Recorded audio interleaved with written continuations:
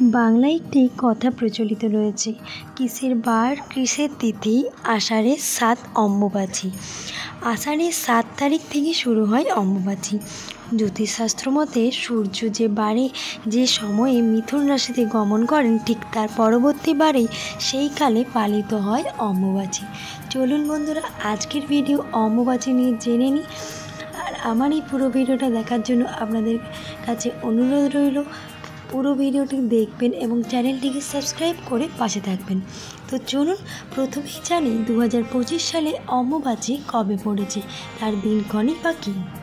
অম্বুবাচী পড়েছে বা অম্বুবাচীর প্রবৃত্তি অর্থাৎ শুরু হবে 22 জুন অর্থাৎ 7ই আষাঢ় রাত 11:57 থেকে 25 জুন অর্থাৎ 10ই আষাঢ় বিকেল 4:24 গতে নিবৃত্ত অর্থাৎ সমাপ্তি হবে।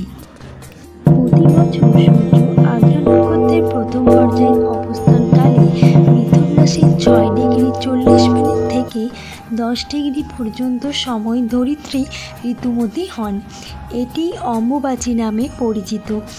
আষাঢ় মাসে মৃগশিরা নক্ষত্রের 3টি পর্যায় শেষ হলে ধরিত্রী ঋতুমতী হন।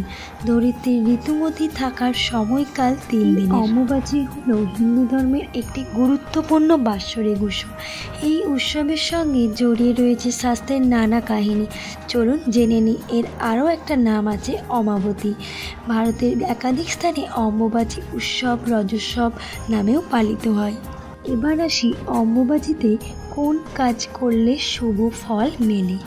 যত বেশি সম্ভব এই সময়ে ইষ্টমন্ত্র জপ করুন। এই সময়ে গুরুদেবের পূজা করা যাবে। যাদের গুরু মহিলা অর্থাৎ গুরুমা, তারাও এই সময়ে পুজো করতে পারেন। এই সময় দেবীর মূর্তি লাল কাপড় দিয়ে ঢেকে রাখুন। অম্বুবাচী চলাকালীন আমদুধ সেবন করুন, এতে সাপের ভয় দূর হয়। এবার বলি অম্বুবাচী চলাকালীন কী করা যাবে না।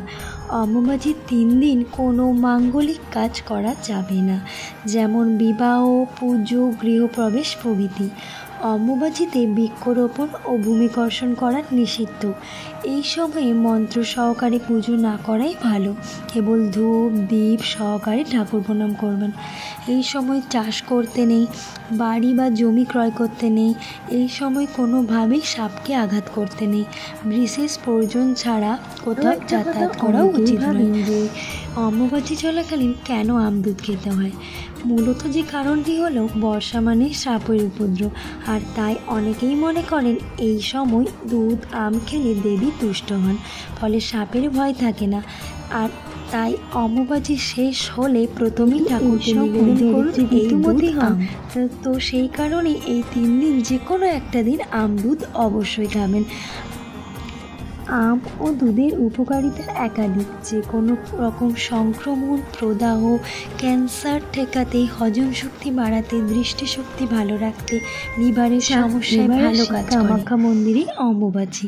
সতীপীঠের অন্যতম অসমের কামাখ্যা মন্দির। এই মন্দিরে সতীর গর্ভ এবং যোনি পড়েছিল। তন্ত্র সাধনার অন্যতম পীঠ এই মন্দির। প্রতি বছর অম্বুবাচীর দিন কামাখ্যা মন্দিরে বিশেষ উৎসব এবং মহামেলার আয়োজন হয়। দেশ বিদেশ থেকে ভক্তেরা ভিড় জমান মন্দিরে। প্রচলিত বিশ্বাস অনুযায়ী ঋতুকালে মেয়েরা অশুচি থাকেন। একইভাবে মনে করা হয় পৃথিবীও সময়কালে অশুচি থাকেন। সেই জন্যেই এই 3 দিন ব্রহ্মচারী, সাধু, সন্ন্যাসী, যোগী পুরুষ এবং বিধবা মহিলারা অশুচি পৃথিবীর ওপর আগুনের রান্না করে কিছু খান না। অম্বুবাচী উপলক্ষে ব্রত পালন করেন। 3 দিন পরে জামা কাপড় বিছানা সাবান ধুয়ে নিজেরা সাবান শ্যাম্পুতে স্নান করে সব কিছুতে হাত দেন। শুধু কামাখ্যা নয়, অম্বুবাচী চলাকালীন বিভিন্ন মন্দির এবার বাড়ির অম্বুবাচীর সময় বাড়ির নিত্য পূজার নিয়মগুলি। মন্দিরের মূর্তি ঢেকে রাখা। অম্বুবাচী চলাকালীন সময়ে দেবীর মূর্তিকে লাল কাপড় দিয়ে ঢেকে রাখা হয়। নিরামিষ খাদ্য। এই সময়ে নিরামিষ খাবার এবং দুধ, ফল, মিষ্টি ইত্যাদি শুষ্ক খাবার খাওয়া হয়। অন্যান্য কাজ এড়িয়ে যাওয়া। অম্বুবাচীর এই 3 দিন গাছপালা কাটা, গাছগাছালি পোড়ানো বা মাটি খনন করা উচিত নয়। এই সময়ে গুরুদেবের পূজা করা যেতে পারে এবং যাদের গুরুমা আছে তারাও এই সময়ে পূজা করতে পারে। অম্বুবাচী চলাকালীন সময়ে আম দুধ সেবন করলে সাপের ভয় দূর হয়। এর আগেও আমি এই কথাটা বলেছি। তো বন্ধুরা, আজকের এই অম্বুবাচীর ভিডিও আপনাদের কেমন লেগেছে অবশ্যই কমেন্টে জানাতে একদম ভুলবেন না। 22শে জুন শুরু হচ্ছে অম্বুবাচী। সবাই খুব ভালোভাবে অম্বুবাচী কাটান। আর আমার এই ভিডিওটা যদি আপনাদের ভালো লেগে থাকে অবশ্যই চ্যানেলটিকে সাবস্ক্রাইব করে আমার পাশে থাকুন এবং কে কোথা থেকে আমার এই ভিডিওটি দেখছেন অবশ্যই কমেন্টে জানাতে একদম ভুলবেন না। চলুন বন্ধুরা, দেখা হচ্ছে আপনাদের সাথে আমার একটা নতুন ভিডিও নিয়ে। সবাই খুব ভালো থাকবেন, সুস্থ থাকবেন। নমস্কার বন্ধুরা।